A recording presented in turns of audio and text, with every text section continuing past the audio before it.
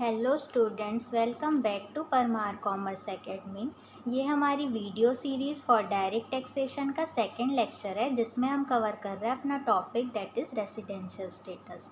So without any further delay let's get started. Friends, income tax act 1961 का section 5 residence of assessee को define करता है। किसी भी पर्सन की टैक्स लाइबिलिटी कैलकुलेट करने के पहले हमको देखना पड़ता है कि उस एसएससी की रेसिडेंशियल स्टेटस क्या है। अब एसएससी कौन होता है? एसएससी वो पर्सन होता है जो कि टैक्स पे करने के लिए रिलायबल होता है। तो ये डिपेंड करता है पूरी तरह से कि वो प्रीवियस ईयर में इंडिया में कितने दिन रहा है। प्रीवियस ईयर क्या होता है? प्रीवियस ईयर वो ईयर होता है जो कि असेसमेंट ईयर के जस्ट पहले आता है, और जिस ईयर में हम अपनी इनकम अर्न करते हैं वो कहलाता है हमारा previous year. Friends, residential status और सिटीजनशिप ये दोनों अलग अलग वर्ड्स होते हैं। ऐसा भी हो सकता है कि जो एक फॉरेनर पर्सन है वो इंडिया का रेसिडेंट हो सकता है, या जो एक इंडियन पर्सन है वो नॉन रेसिडेंट भी हो सकता है। तो ये डिपेंड करता है उनके रेसिडेंशियल स्टेटस पे।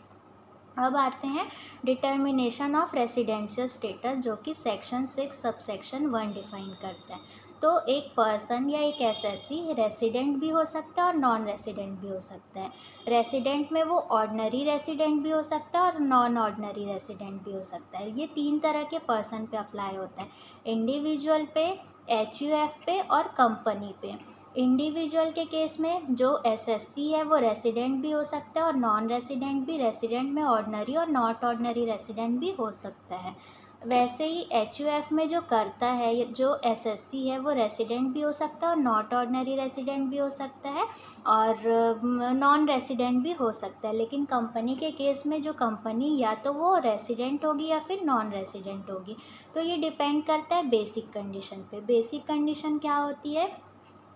बेसिक कंडीशन की फर्स्ट कंडीशन ये बोलती है कि जो भी एसएससी है उसको प्रीवियस ईयर में इंडिया में कम से कम 182 डेज सर्वाइव करना है, और उसको प्रीवियस ईयर में सेकंड कंडीशन ये बोलती है कि उसको प्रीवियस ईयर में एटलीस्ट 60 डेज इंडिया में सर्वाइव करना है, और प्रीवियस ईयर के पहले के जो 4 साल होते हैं उसमें टोटल उसको 365 डेज इंडिया में रहना है। ये कंटिन्यूटी में नहीं, बट उसको 4 ईयर्स में टोटल उसको 365 डेज इंडिया में सरवाइव करना है। तो अगर वो दोनों में से कोई भी एक कंडीशन फुलफ़िल करता है तो वो इंडिया का रेसिडेंट बन जाता है, अदरवाइज़ वो नॉन रेसिडेंट कहलाता है।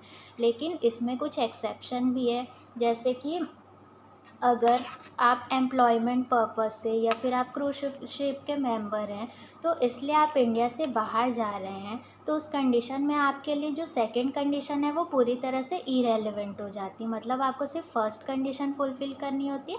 आपको इंडिया में प्रीवियस ईयर में 182 डेज सर्वाइव करना है। अगर आप इंडिया में 182 डेज सर्वाइव कर लेते हो तो आप रेसिडेंट बनते हो, अदरवाइज़ आप नॉन रेसिडेंट बनते हो।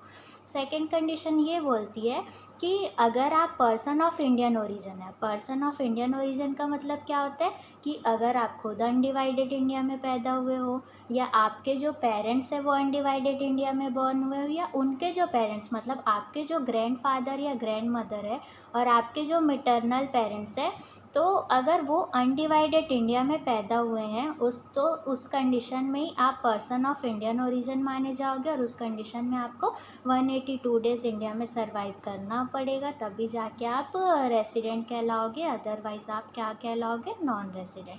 तो ये कहती है बेसिक कंडीशन। जिस दिन भी आप इंडिया छोड़ के जा रहे हो या जिस दिन भी आप इंडिया में वापस आ रहे हो, तो आपका वो दिन इंडिया में ही कैलकुलेट किया जाएगा। लेकिन अब इसमें मेजर चेंजेस आ गए हैं। अगर आप बेसिक कंडीशन को फुलफ़िल कर देते हो, या दोनों में से कोई भी एक कंडीशन फुलफ़िल कर देते हो, तो आप रेसिडेंट बन जाते थे, और अदरवाइज़ आप क्या हो जाते थे? नॉन रेसिडेंट कहलाते थे। लेकिन आपको इस साल फिनेंस एक्ट 2020 में एक इम्प्लीमेंट आया है, जिसके अकॉर्डिंग अगर आपकी फॉरेन सोर्स आपकी जो इनकम है, ग्रॉस टोटल इनकम क्या होती है? ग्रॉस टोटल इनकम में से डिडक्शन हम माइनस कर देते तो हमारा क्या आता है? टोटल इनकम आता है। तो ये जो टोटल इनकम है, अगर आपकी टोटल इनकम 15 लाख रुपीज़ से एक्सीड नहीं करती है, मतलब आपकी जो टोटल इनकम है इसमें फॉरेन सोर्सेज से जो इनकम है उसको हटा के आपकी जो इंडियन इनकम क्या होगी, मतलब ऐसी इनकम जिसका कंट्रोल इंडिया से होता है, तो वो आपकी जो इनकम है मोर देन 50 लाख रुपीज़ से नहीं है, तो उस कंडीशन में आपको 182 डेज़ की जगह पे सिर्फ कितने दिन सर्वाइव करना पड़ेगा, 122 डेज। तो इस रूट से भी जाके आप इंडिया के रेसिडेंट बन सकते हो। जब आप इंडिया के रेसिडेंट बन जाते हो तो आपके पास एक दूसरी कंडीशन आती जो होती है एडिशनल कंडीशन। एडिशनल कंडीशन में भी दो कंडीशंस होती है। पहली कंडीशन ये होती है कि जो भी एसएससी है उसको प्रीवियस ईयर को छोड़कर पिछले 10 सालों में कम से कम 2 साल कहाँ रहना है, इंडिया में। तो अगर वो पिछले 10 सालों में प्रीवियस ईयर को छोड़ के पिछले 10 सालों में 2 साल इंडिया में सर्वाइव करता है, या फिर लास्ट ईयर प्रीवियस ईयर को छोड़ करके पिछले 7 सालों में टोटल वो 730 डेज़ इंडिया में सर्वाइव करता है, तो अगर वो एडिशनल कंडीशन की दोनों ही कंडीशंस को फुलफ़िल करता है तो उस कंडीशन में वो इंडिया का रेसिडेंट बन जाता है। अदरवाइज़ वो क्या हो जाता है, non resident, not ordinary resident कहलाता है। तो अगर ये दोनों कंडीशन, सबसे पहले हम रेसिडेंट और नॉन रेसिडेंट डिफ़ाइन करते हैं, जिसके लिए हमको बेसिक कंडीशंस देखना होता है। बेसिक कंडीशन अगर फुलफ़िल कर देता है, दोनों में से कोई भी एक कंडीशन फुलफ़िल करता है, तो जो एसएससी है वो रेसिडेंट बन जाता है। फिर हम एडिशनल कंडीशन देखते हैं। एडिशनल कंडीशन में दोनों ही कंडीशन एसएससी को फुलफ़िल करनी होती है। अगर वो दोनों कंडीशन फुलफ़िल कर देता है तो वो ऑर्डिनरी रेसिडेंट बन जाता है, अदरवाइज़ वो नॉट ऑर्डिनरी रेसिडेंट कहलाता है। सेम सिचुएशन एचयूएफ के लिए भी अप्लाई होता है। एचयूएफ को भी ये दोनों कंडीशन फुलफ़िल करनी होती है। एचयूएफ का जो कर्ता होता है, जो एसएससी होता है, उसको बेसिक कंडीशन और एडिशनल कंडीशन दोनों को देखना पड़ता है। अगर वो बेसिक कंडीशन के दोनों में से कोई भी एक कंडीशन फुलफ़िल करता है तो वो रेसिडेंट बन जाता है, अदरवाइज़ वो नॉन रेसिडेंट कहलाता है। लेकिन अगर वो एडिशनल कंडीशन की दोनों ही शर्तें फुलफ़िल कर देता है तो ऑर्डिनरी रेसिडेंट कहलाता है, otherwise not ordinary resident. Company के केस में सिर्फ दो ही चीज़ें हो सकती है, या तो कंपनी रेसिडेंट होगी या तो कंपनी क्या होगी, नॉन रेसिडेंट होगी। रेसिडेंट कब होगी, जब वो या तो वो इंडियन कंपनी हो या उसका place of effective management. Place of effective management क्या होता है, मतलब वो जो कंपनी है भले ही वो फॉरेन में सिचुएटेड हो, बट उसका जो कंट्रोल है या जो ऑपरेशन है या जो इम्पोर्टेंट डिसीज़न है, अगर वो इंडिया से लिए जाते हैं तो वो क्या कहलाएगा, आपका रेसिडेंट। और अदरवाइज़ वो क्या हो जाएगा, नॉन रेसिडेंट। अगर उसका place of effective management out of India है तो उस कंडीशन में वो क्या कहलाएगा, नॉन रेसिडेंट कहलाएगा। अब हमने कैलकुलेट तो कर लिया कि जो एसएससी है उसकी रेसिडेंशियल स्टेटस क्या होगी, वो रेसिडेंट है या नॉन रेसिडेंट है, रेसिडेंट में भी ऑर्डिनरी रेसिडेंट है या नॉट ऑर्डिनरी रेसिडेंट है। इसके बाद हम कैलकुलेट करते हैं टैक्स लाइबिलिटी कि वो कहाँ पे टैक्स पे करेगा। तो जब अपन टैक्स लाइबिलिटी कैलकुलेट करते हैं ना, तो उस कंडीशन में हमारे पास 3 ही कैटेगरी होती है, ordinary resident, not ordinary resident और थर्ड होती है हमारी नॉन रेसिडेंट। तो जो ऑर्डिनरी रेसिडेंट है उसको तो ऑलमोस्ट सारी जगह पे टैक्स पे करना पड़ता है, एक्सेप्ट पास्ट अनटैक्स्ड इनकम और एग्जम्प्टेड इनकम। और जो हमारा नॉन रेसिडेंट है उसको सिर्फ 4 जगह पे टैक्स पे करना पड़ता है, और जो हमारा नॉन ऑर्डिनरी रेसिडेंट है उसको 5 जगह पे टैक्स पे करना। अगर इनकम एक्रूड इन इंडिया है उस कंडीशन में ये तीनों के लिए टैक्सेबल होता है, फिर चाहे वो ऑर्डिनरी रेसिडेंट हो, नॉट ऑर्डिनरी रेसिडेंट हो या नॉन रेसिडेंट हो। अगर इनकम एक्रूड फ्रॉम इंडिया है, इनकम रिसीव्ड इन इंडिया, उस कंडीशन में भी ये तीनों के लिए टैक्सेबल होगा, फिर चाहे वो ऑर्डिनरी रेसिडेंट हो, नॉट ऑर्डिनरी रेसिडेंट हो या नॉन रेसिडेंट हो। Income deemed to accrued in India और income deemed to be received in India, अगर ये चारों कंडीशन है तो वो तीनों के लिए टैक्सेबल होगी। कौन कौन सी, income accrued in India, income received in India, income deemed to accrued in India और income deemed to received in India. अगर ये 4 कंडीशन है तो वो तीनों के लिए टैक्सेबल होती है, फिर चाहे वो ऑर्डिनरी रेसिडेंट हो, नॉन ऑर्डिनरी रेसिडेंट हो या फिर आपका नॉन रेसिडेंट हो। इसके अलावा अगर फॉरेन बिजनेस से आपको कोई इनकम हो रही है तो ये ऑर्डिनरी के लिए तो टैक्सेबल हो गई, लेकिन इसमें भी 2 कैटेगरी होती है। अगर वो वो जो बिज़नेस है सिचुएटेड फ्रॉम इंडिया है तो उस कंडीशन में ऑर्डिनरी रेसिडेंट तो टैक्स पे करेगा ही, साथ साथ नॉट ऑर्डिनरी रेसिडेंट भी वहाँ पे टैक्स पे करेगा।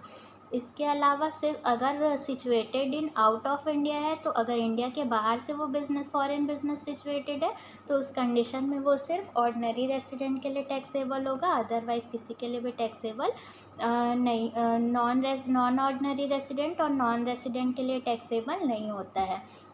इसके अलावा आपका जो पहले इंडियन कंपनी का जो डिविडेंड होता था वो एग्जम्प्टेड हुआ करता था, पर इस साल से वो भी टैक्सेबल हो गया, इसलिए इस पे भी ऑर्डिनरी रेसिडेंट को टैक्स पे करना पड़ता है। और इसके अलावा जो बच गए जैसे कि एग्जम्प्टेड इनकम में क्या क्या आ गया आपका, ये जो एग्रीकल्चरल इनकम है। कब एग्रीकल्चरल इनकम तभी एग्जम्प्टेड होती जब 3 कंडीशन फुलफिल होती। कौन कौन सी 3 कंडीशन? फर्स्ट तो जो आपका एग्रीकल्चरल लैंड है वो इंडिया में सिचुएटेड होना चाहिए, उसमें एग्रीकल्चरल वर्क होना चाहिए और उसमें ह्यूमन वर्क का मतलब यूज़ होना चाहिए। तो अगर आप ये 3 कंडीशन फुलफ़िल करते हो तो आपकी जो एग्रीकल्चरल इनकम होती है वो एग्जम्प्टेड होती है। तो आप ये मान के और जो आपकी पास्ट अनटैक्स्ड इनकम है उस पर भी किसी को कोई भी टैक्स पे नहीं करना पड़ता है। तो जो आपका जो ऑर्डिनरी रेसिडेंट है उसको सभी जगह टैक्स पे करना पड़ता है एक्सेप्ट अनटैक्स पास्ट इनकम को, और एग्जम्प्टेड इनकम को छोड़ के आपके जो नॉट ऑर्डिनरी रेसिडेंट है उसको 4 कॉमन जगह पे टैक्स पे करना पड़ता है और उसके अलावा एक जगह और टैक्स पे करना पड़ता है। 4 कॉमन जगह: income received in India, income accrued from India, income deemed to received in India और income deemed to accrued from India. तो इसके अलावा अगर आपका जो फॉरेन बिजनेस है वो सिचुएटेड इन इंडिया है या उसका जो प्लेस ऑफ इफेक्टिव मैनेजमेंट है वो इंडिया में सिचुएटेड है और उस कंडीशन में आपको कोई इनकम हो रही है, तो यहाँ पर भी नॉन ऑर्डिनरी रेसिडेंट जो है वो टैक्स पे करेगा। इसके अलावा उसको कहीं भी कोई टैक्स पे नहीं करना होता। लेकिन जो आपके नॉन रेसिडेंट होते हैं वो सिर्फ 4 जगह पे टैक्स पे करेंगे। Income received in India, income accrued from India, income deemed to received in India और income deemed to accrued from India. इसके अलावा उनको कहीं भी कोई टैक्स पे नहीं करना है। सो गाइस आज के लिए बस इतना ही। आई होप आपको ये वीडियो पसंद आई हो। वीडियो पसंद आई हो तो प्लीज़ वीडियो को लाइक कीजिए, शेयर कीजिए और सब्सक्राइब कीजिए इस चैनल को।